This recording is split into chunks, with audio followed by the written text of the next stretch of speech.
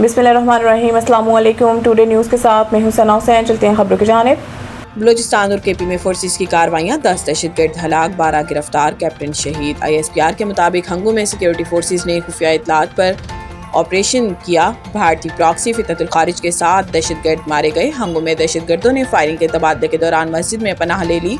खारिज ने मस्जिद की हुर्मत को पामाल करते हुए इसे पनाहगाह के तौर पर इस्तेमाल किया। ISPR के मुताबिक कैप्टन हमजा अकरम जवानों की क़यादत करते हुए बहादुरी से लड़े और शहीद हो गए। 27 साला कैप्टन हमजा अकरम का ताल्लुक जिला नारोवाल से था। हलाक खारिज से असला और गोला बारूद भी बरामद हुआ। हलाक खारिज सिक्योरिटी फोर्सेस कानून नाफिज करने वाले इदारों और शहरियों पर हमलों में मुलविस थे। ISPR के मुताबिक हंगू में मजीद खारिज के खात्मे के लिए क्लियरेंस ऑपरेशन जारी है। गैर मुल्की सरपरस्ती में होने वाली दहशतगर्दी का मुकम्मल खात्मा किया जाएगा। दूसरी तरफ सिक्योरिटी ज़राए के मुताबिक ऑपरेशन रद्दुल फितना 3 में बलूचिस्तान के इलाके कंबीला और आसिमाबाद में फितनतुल हिंदुस्तान के 3 दहशतगर्द जहन्नुम वासिल किए गए।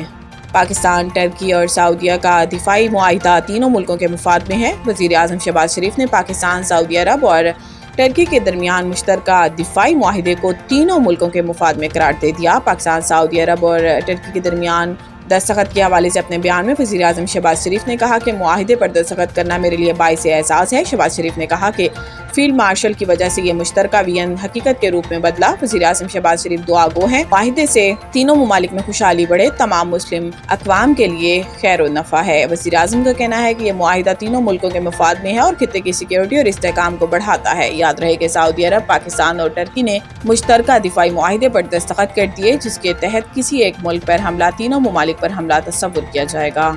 अमरीकी मुसल्लह फ़ौज के सरबराह का सदर ट्रंप को ईरान जंग से निकलने का मशवरा।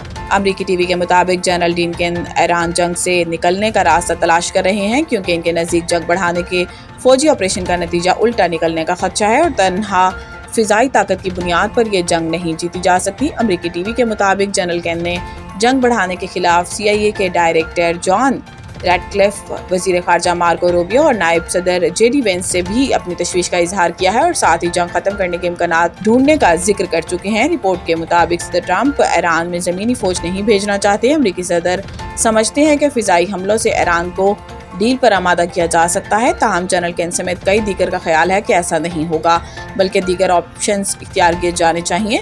अमरीकी टीवी ने बताया कि ईरान में पुलों और तवानाई तनसीबात पर हमलों से ईरानी अवाम की हिमायत हासिल होने की बजाय मुखालफत बढ़ने का अंदेशा है। रिपोर्ट में मजीद बताया गया है कि अमरीकी सेंट्रल कमांड ऑपरेशन के हक में है और इसराइल भी तनाज़ा को बढ़ाना चाहता है। कौमी क्रिकेटर्स को बैरून मुल्क लीग्स खेलने के लिए NOC जारी। PCB की जानिब से हसन नवाज, हुनैन शाह, नसीम शाह और उस्मान खान को CPL के लिए NOC जारी किए गए। इसके अलावा मुआज़ सदाकत, साहबजादा फरहान, सुफियान मुकीम और शादाब खान को भी PCL के लिए इजाज़तनामे जारी किए गए हैं। क्रिकेटर्स को 19 अगस्त से 21 सितंबर तक NOC जारी किए गए हैं। स्पिनर नोमान को 27 सितंबर तक लंका शायर काउंट्री के लिए NOC जारी किया गया है, जबकि wicket keeper batter Mohammad Haris को 7 अगस्त से 20 सितंबर तक CPL के लिए NOC जारी हुआ। मिस्ट्री स्पिनर उस्मान तारिक को 8 अगस्त से 18 सितंबर तक CPL खेलने की इजाज़त दी गई है, जबकि उसामा मीर को 7 अगस्त से 21 सितंबर तक CPL के लिए NOC जारी किया गया है। मज़ीद न्यूज़ अपडेट के लिए देखते रहें टुडे न्यूज़।